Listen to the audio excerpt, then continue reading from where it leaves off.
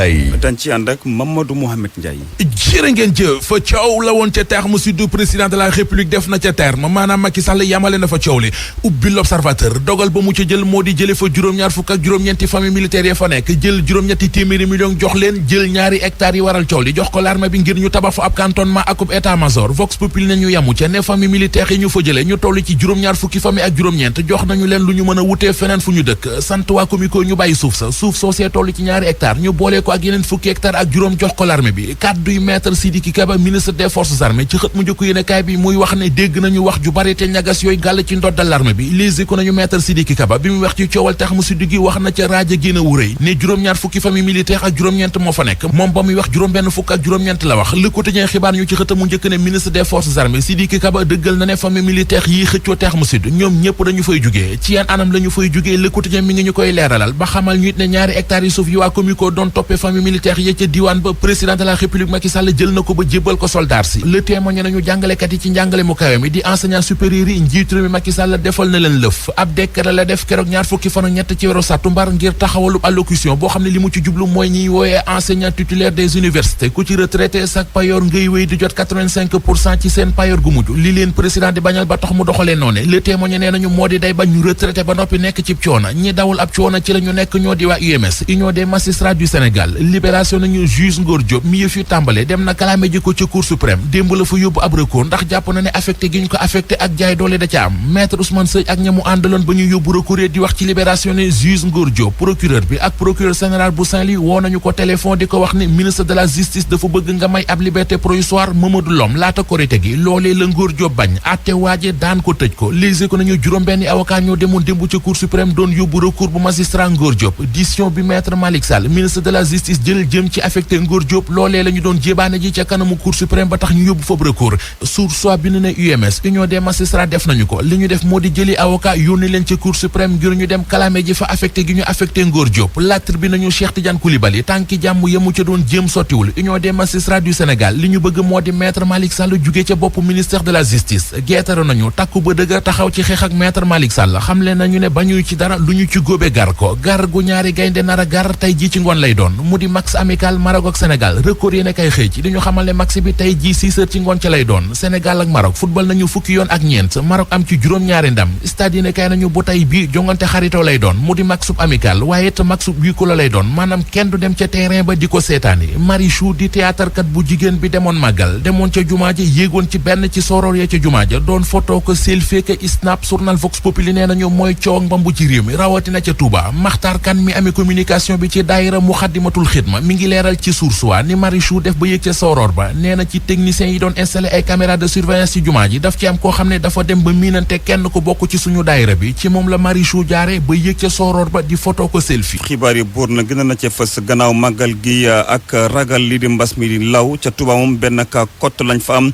ñi ko xamle di unité alerte ak prévention épidémiologique di sax xamal na ne daal ci jamonoy màggal gi amoon nañu ay test yu bëri foofu ca Touba dem bek dëkk bi Dakar Gorée ëllëg lay tàmbali waaye nag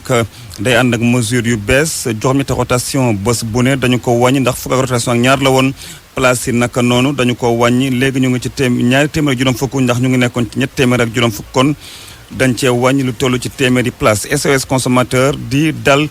ñii di l'école privée yuy laaj waajuru ndongo daar yi daal di fay ñeenti weer yoo xam nañ ko toogoon jànguñu ko ci jamonoy mbas ñu jàpp ne loolee du yoon ñu ci nag o ministre de l'éducation mu daal di ci àddu ba sax génne ab circulaire ngir xam ne daal loolee mënul am tàggat yaram Maroc Sénégal match amical tey ci ngoon la bu joxoon benn waxtu jotee mbokku jàngeen jëf mu nekkoon xibaar ci yaatal Seydina Rouba ci micro bi. Touba ak mbas mile unité d'alerte ak prévention épidémiologique di rafetlu bu baax a baax liggéey bi nga xam ne amal leen nañ ko diirub màggal gi yépp kuréel googee nag ñu ngi ko samp ci ndigal bu xalif général des Mourides Serigne Mountakha Mbacké Bachirou mu sàkk woon ko ngir ñu fàggu ci màggal gi waaye itam daal di fàggu ba mbas mi du lëmbee ci jamonoy màggal gi yépp loolee nag moo tax kuréel gi di rafetlu bu baax a baax liggéey bi nga xam ne amal nañ ko ci jamono joo xam ne mbas mi daal dinay lëmbee àddina wërngal këpp ñu ne nag benn cas rek la ñu wàññi mu positif ci jàngoro jooje di coronavirus ministère de la santé daal di koy xamle ñu ne nag cas boobu wàññi bi mu ngi yam ci 7 octobre bi nga xam ne moom nañu génn ci bi fukki waxtu jotee kuréel googu yokku si di xam ne ni sax naam am na ñoo xam ne bañoon nañ ñu jëlal leen ay prélèvement ngir natt jàngoro ji ci ñoom waaye teewul rafetlu nañ bu baax a baax liggéey bi nga xam ne amal nañ ko te ñu lëkkaloo ci ak waa kër docteur waaye itam lëkkaloo ci ak kilifa diine yi kuréel googu di xam ne ni jàppale nañ waa kër docteur ci wàllum nit maanaam ressources humaines te it samp nañ téeméer ak juróom-ñetti fukk ay points de prestation yoo xam ne ci biir Touba gi dong lañ ko def kuréel googu ba tey yokk ci di rafetlu taxawaayu daayira bii di Muxaddamatul Xidma ak seen lëkkaloo bi nga xam ne lëkkaloo nañ ko ba ñu mën a fàggu ci biir jumaa ji ba jàngoro jooju dugg fa waaye itam ñu sàmmonte ci digle kër docteur mën a dékku doomi aadama yi nga xam ne jóge nañ fu ne kuréel googee nag ne bu ñu amalee liggéey bu am solo ba tax mbas mi lawul fii ci diwaan gi ci diirub màggal gi yépp nañ ko sante ñi nga xam ne ñoom lañu lëkkaloowal te ki nga xamante ni moom moo jiitu woon ci expert yooyu nga xam ne ci wàllum santé la ñu yëngu muy professeur Lamine Gueye Marema Diop fii ci Touba RFM. Marema Diop ñëwaat fii ci Ndakaaru dem beeg dëkk bi diggante Dakar ak Gorée lii di ëllëg lay tàmbale wat waaye nag dafay ànd ak ay mesures yu bees rotation yi maanaam dem beeg dëkk boobee juróom-ñett lay amal juróom-ñett yoon lay am bés bu ne dañ ko wàññi ndax fukk ñaar la woon noone lay amee ci place yi ndax chaloupe bi da doon yóbbu ba ñett téeméer ak juróom fukk ci ay place waaye léegi ñu ngi ci ñaari téeméer ak juróom fukk Massat Fall moom administrateur délégué bu liaison Dakar Godé di ci jokko ak kii di Papes Diba. Dakar Gorée comme ni Casamance reprendre progressivement la ñuy dem complet wu leen ni bi affaire bi feebar bi ñëwee rek dañu teg ligne yëpp déserte bi jox ko ñun résidents yi rek lañ doon yóbbu mais yàlla ministre bi dafa joxe ndigal ne nañ ubbi léegi ubbi nañ ligne bi il faut que ñu doxal ko parce que activité économique yi ku ne xam na ni au niveau de l'île et au niveau de la liaison donc y avait amoon na lu bari impact bu metti ci bu feebar bi def donc moo tax ñu jël dogal ñuy topp ndigalu kilifa yi ne dañuy ubbi mais duñu ubbi carrément bon ñëpp mën a ñëw noonu dañuy dem ndànk-ndànk la ñuy dem am nañ capacité boo xam ni duñ ko dépassé à la place des 12 rotations yi ñu doon def fukk ak ñaar rotation yi ñu doon def juróom-ñett la ñuy yem et tout ak lépp liñ fi wax nag dañ ko tënk concertation la dañ ko waxtaanee diisoo ko acteurs yëpp municipalité les forces de l'ordre ñi takk der yi acteurs yi ne yi nga xam ne ñoom ñëpp la ñu bokkal liggéey bi ci place bu fi ñu nekk. waaw ñaari téeméer ak juróom fukk la ñuy jël ci moom foofu la ñuy yem ci place. waaw capacité bi am nañu ñetti téeméer ak juróom fukk daanaka ci capacité ñu jël ci ñaari téeméer ak juróom fukk. am na ay matuwaay yoo xam ne jël nañ ko installation am nañu ay tunnel de désinfection à l'entrée ci buntu gare bi. am nañ ay borne lave-mains yooyu yëpp dispositif sanitaire bi mu laaj yëpp dañ ko teg sur place aussi bien ci embarcadère bi ak Gorée dañ ko fa def. juróom-ñetti waxtu teg na juróom benn simili. pour man RFM mooy rajo bi gën a jege askan wi. RFM rajo bi jaamu seen soxla. li nga xam ne nag moom la yenn école privée yi di laaj waajur ndongo daara yi maanaam ñu fay. li nga xam ne moom lañ leen yoreel maître Massokhna Kane di ci ñëwaat mu nag bëgg ministre bu éducation nationale dal di ci wax mu sax génne ab circulaire buy wone ne yooyu lay weer kenn waru koo fay ndax seeni tout tànk dañ ko toog te jànguñu ko école privée yi nag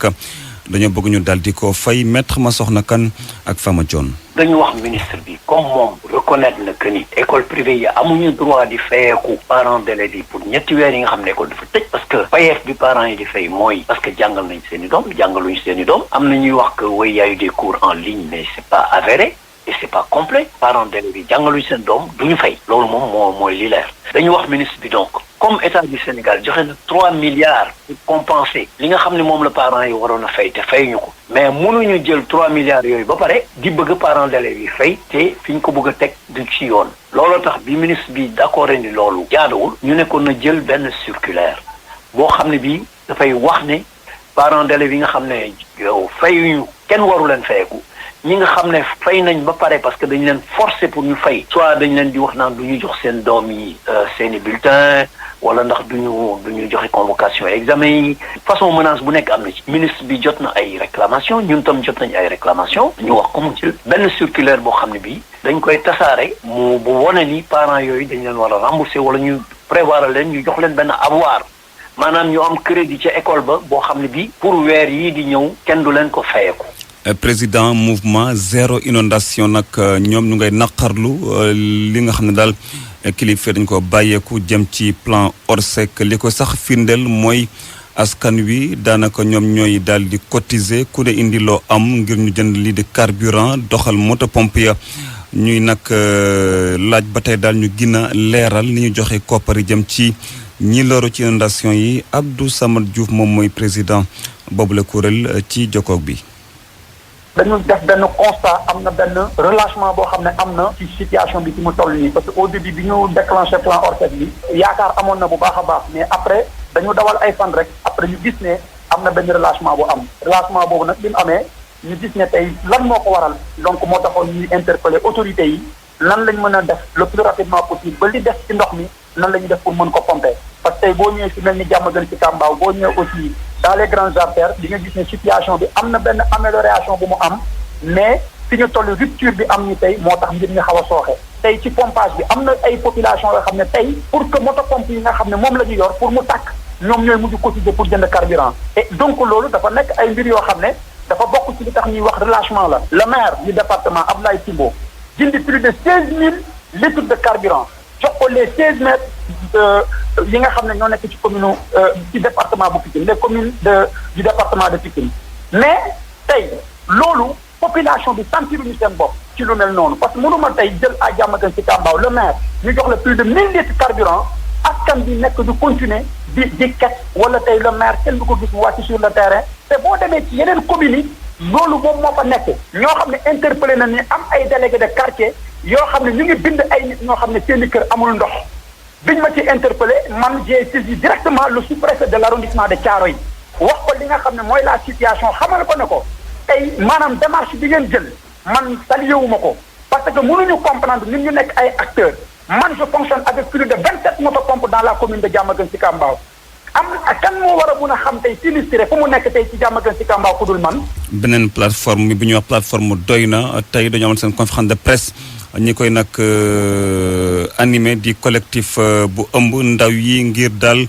lii di courant daal di am foofa ca Pakaaw ak fédération bu ëmb ñuy joxe mburu mi waaye tamit collectif bu ëmb ñi loru foofa ca Terme Sud ca Wakam ak yeneen i collectif Front National jëm ci fexe daal ba jàppale ñii di étudiants yi fii ci Sénégal ak plateforme ñoo lànk tam di amal waxtaan ëllëg ak taskatu xibaar yi loolu nag gannaaw jugement définitif maanaam kii daal di Pape Abdoulaye Touré te lay xam fan lay taxawee mu ngi nag war a am ca salle 7 bu tribunal bu Ndakaaru bu juróom-ñeenti waxtu feggee fanweeri simili. pour man RFM mooy rajo di gaaw ci xibaar yu wóor. RFM xibaar yu wóor te wóor. dañu waxtaanee comité régional développement Tambacounda tey layam di CRD boo xam ne dina ko fekkee ñi yëngu ci wàllu lii di or dañ ci waxtaanee nag dina ndaje boo xam ne dafa rek am gannaaw ab tournée boo xam ne ministre des mines ak géologie di Sophie Gladima Siby jot na ko amal ca gox ba leexaleeg Moussa Oumar Gueye. CRD biñ doon xaar boobu ak léegi ni si muy benn kuréelu diwaan boo xam ni war nañ ci waxtaan lu jëm ci wàllum njeexum wurus bi ana lan la ko war a mën a gën a yoonalee ba lépp loo xam ne dafa jëm ci wàllum jeexi jaaxa yu ñu fay nemmeeku ci wàllum ñàkkub kaaraange ci wàllum wér-gi-yaram ak ci wàllum ëtt bu yaay bi ñu wërngal ni muy yàqoo loolu nag ñu wut ci ay saafara. nag il faut que ma ñëw waxtaan ak yéen ne leen nag loolu bañ koy jël neexuñu woon waaye il fallait ñu def ko pour yéen seen kaaraange mais kaaraange doomu Sénégal bi yépp ñu ngi leen di si gërëm di leen sant xam nañ nag nu mu méttee moo tax ñu ne as tuut bi nañ ko andi jagleel leen ko suñu leen ko jaglelee nag après ñu dellu soit toog ñu waxtaan ak yéen ndaxte seetlu nañu itamit si couloir yi sénégalais yi bari wuñ fa sénégalais yi bari wuñ fa est-ce que ndax yéen di ngeen nangu seen dëkk ñeneen jóge feneen même su fekkee dañu bokk benn cadre bu ñuy naan UEMOA mbaa CEDEAO ñëw def si loo xam ne as du noonu loolu tamit war nañ ko xoolaat baaxu si nit ki baaxu si njur bi baaxu si garab yi te loolu tamit ñun ñoo si war a jóg aar suñu dëkk aar suñu bopp ut la leen loo xam ne tey soo leen ko defee muy comme mbéy bi mbaat sàmm bi di ngeen si am alal bu bari te du yàq. CRD boobu dana tax ki nga xam ni moom mooy njiital diwaan bi daal di ci jaare ba ndimbal li nga xam ne dafa soqeekoo woon ci ministère des mines et de la géologie mu aju woon ci wàllu fukki tricycle ak lu jëm ci wàllu dund ay diwlin ceeb ak yeneen yu ni mel loolu lépp nag danañ ko jébbal ñiy yëngu ci wàllum jeexum wuru fàttali nag lu jëm ci wàllu ceeb bi waroon na toll ci 25 tonnes Moussa Omar Gueye Tambacounda rajo Futur Média. RFM Sport. Cheikh Tidiane Diagne maa ngi la nuyu. maa ngi lay fay El Hadj Seydou Nourou Ba. tàggat yaram Maroc Sénégal tey la foofee ca Rabat di match amical. waaw Maroc di dëkk bi nga xam itam ndax am nga fa jaar-jaar jàppale nag ni nga ko waxee match googu tey jii ci ngoon di jongante xaritoo ci bu 18h jotee diggante Maroc ak Sénégal jàppale nag kooku lay jongante kii di Edouard Mendy di gardien titulaire bu Sénégal du ko teewee la ko waral nag moo di gaañu bi nga xamante ni amee na ko ci tànk bi ni ki entraînement bi nga xamante ni ko doon amal mercredi gi nii weesu si la ko fa daal di jëlee gannaaw loolee nag ñu daal di ko yóbbu ci hôpital bu Rabat def ay examen gis ni gaañu gi daka empêché kon bokk mu daal di mën a sóobu ci gile jongante suñu digg ak Maroc sa nag la daal di jëlwaat foofu lay ca Londres ci équipe am di Chelsea ngir bu ko daal defee ñu daal di ko faj waaye daal nee nañu boo mooy moom dana toog lu tolloog maanaam ñetti semaines yi nga xam te ni du yëngu fi lekk boobu mu mën a weer kon bokk sóobuwaat ci li nga xam te ni daal moo di jongante yi waaye lu ci mënti am rek moom daal nañu waat beneen góol bi nga xamante ni dana ñëw wuutu kii di Edouard Mendy ci équipe bi moo di Boubacar Fall moom nag ab gardien équipe nationale U20 bu Sénégal moom nag ni ki démb daal dina wutale foofule Rabat moom kii Boubacar Fall ma nga woon regroupement ci tubaab jalaaw te laata sax muy dem dat nañ ko defal li nga xam ne moo di test Covid 19 daal di ko kon bokk yóbbu moom nekkoon na meilleur gardien bu tournoi UFOA U20 bu Sénégal gagné woon ñu daal di jàpp ni gi lay jongante nag kii di Bingourou Kamara ñëpp jàpp nañu moom moo war a kon bokk góolu wuutu ki nga xamante ni moo di Edouard Mendy ci camp Sénégal Bingourou Kamara mi nga xamante ni moom gulet ñu daal di ko équipe nationale bu Sénégal moom ci Racing Club bu Strasbourg la daal di nekk saytu. am na ay cas maanaam ñi amee mbas mi ci équipe bu Maroc. waaw bëri nañu loolu nee nañu nag ba tax na fi mu toll nii équipe ba ñi ci bëri ci ñoom gi lay jongante duñ ko fekkee rax ci dolli am na ñenn ñi nga xam te ne ay gaañu la ñu daal di amee dañ si ànd ak suñu ndaw bi nga xam te ne moo ñu toogal foofu la ca Maroc di Khadim Mbaye. ay joueurs yu am ay gaañu ak ay cas de Covid-19 mu mel ni nag Lion d'Atlas yi ñoom nekkuñu ci seen bis Vahid Halilhodid. Malheureusement, il y a des blessés. Malheureusement am na ay cas de Covid am ci gaañu joueurs yi tamit seen condition des na. Surtout physiquement. mu mel ni kon am na lu bari loo xam ni wareet na koo defaraat coach bi ci boppam moo ko waxal boppam. Ça veut dire ça. am na jubbanti yu ñu war a mën a def fii ba novembre. mu mel ni nag defaraat yooyee day nekk loo xam ni dootul amati njariñ yi bu ñu xamee ni équipe Sénégal ak Maroc suba la ñuy daje maanaam li ci des bareetul te nag nee nañu gaynde yi ku ñu jekkoo duñu baale coach bi sax moom xam na loolu. am nañu ay absent yoo xam ne ñu mag la waaye tamit ku ne xam na ni bu ñu demee ba naan équipe bu Sénégal moo raw ci Afrique kon jëlatul lu ñuy wax dara équipe la boo xam ni ni footballé dafa am doole ni joxante bal bi dañoo déggoo te it yàgg na noo football ci seen biir nekk nañ ñoo xam ni ñu mat a bàyyi xel lañu alors que ñun ñu ngi doog a def préparation di xamante ci suñu biir. waaye nag Aliou Cissé na def ndànk ndax njaw dese nañ ñu aw xambin. yaakaar na ne dinañ def match bu neex waaye ñun li ñu gën a soxal moo di gagné te dinañ def lépp ngir gagné. Pour faire bon match, surtout gagner. Khadim Mbaye Casablanca rajo Futur Média. Khadim Mbaye doon dellu kon bokk ci googu la jongante nga xamante ni ñu ngi koy waajal ni ki tey jii ci ngoon 18h diggante Maroc ak Sénégal Seydou Nourou ñu daal di wax ci match yi nga xamante ni itam ñi ko doon amal ni ki démb.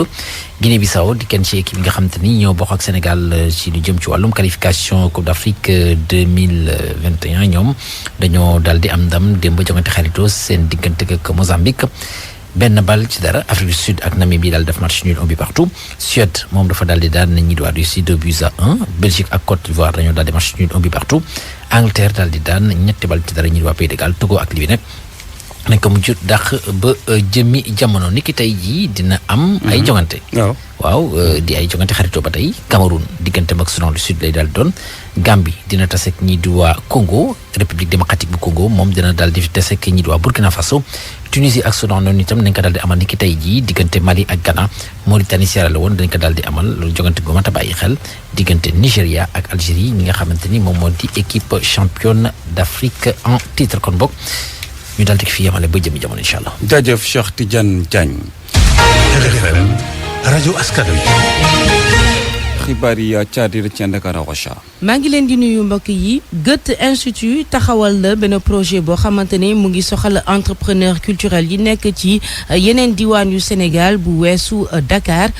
projet boobu ñu dippee les voix de la terre li ko tax a jóg mooy gën a fësal talent yi ak initiative yi jóge ci diwaan yooyule Philippe Cupers moom mooy njiital Goethe Institut. On a réalisé beaucoup des partenariats des événements ici à Dakar. jot nañ réaliser ay événements yu bëri ci wàllu partenariat ci Dakar waaye Sénégal am na potentiel bu mag surtout ci région yi waaye nag potentiel boobu dañ ko jotul valoriser dafa yombul waxu affaire budget mais loolu lu mu laaj ci wàllu xaalis dafa bëri quand même waaye da ngeen war a retenir rek année bu ne Goethe Institut day génnee xaalis bu bëri 500 millions de francs CFA ngir développer daanaka yokk comme secteur culturel bi wàllu caada. Plus de 500 millions CFA. Par an? Ouais. altine ba léegi juróomi fan ci weeru octobre di bis bi ñu daal di tàmbalee appel à la création boobule daal di ne jot lu ëpp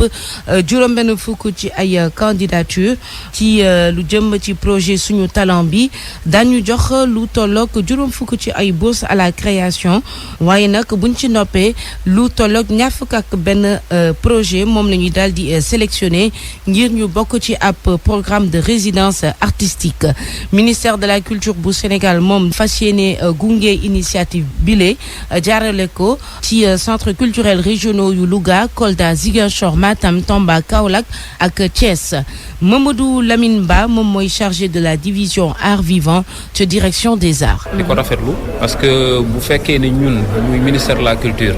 ak direction des arts dañuy impulser dynamique di liggéey si wàllum aada ak cosaan di ko liggéey fii si Dakar ak si 13 régions yi nga xam ne diwaan yi nekk ci Sénégal yëpp. te foofu ñu am fa ñi nga xam ne ñoo ñu fa toogal muy centre culturel régionaux yi dina baax projet bu mel nii bu ko beneen institution di Goethe Institut yëkkatee ne daf ci bëgg a liggéey ak ñun invité ñu ci ñun aussi ñu am ci taxawaay bu am solo taxawaay boobu nag mooy continuer liggéey bi eggale liggéey bi nga xam ne ministère de la culture bu Sénégal mu ngi ko doon def ci diwaan yooyu yëpp maanaam jàppale artistes yi jàppale acteurs culturels yi gën a ñoŋal aada ak cosaan ñoom seen projet bi ci loolu lay yëngatu moo tax ñun aussi biñ ñu ci wooyee pour ñun ñu ñëw jàpp ci ñu sawar ci. ndaw yi nga xamante ne ñoo yëngu ci wàllu musique danse ak théâtre te tollu diggante fukki at ak juróom-ñett jàpp fanweeri at ak juróom ñoom donc ñoom ñoo mën a déposer seen candidature ci bile projet. ci édition 2020 bi nag artiste bi di Baba Maal moom la ñu tànn comme parrain war a bokk itam ci jury final bi kon mbokk yi fii la ñu yem ci seen chronique culture di leen jaajëfal ci déglu bi dig daje altine gi ñu dëgmal incha allah.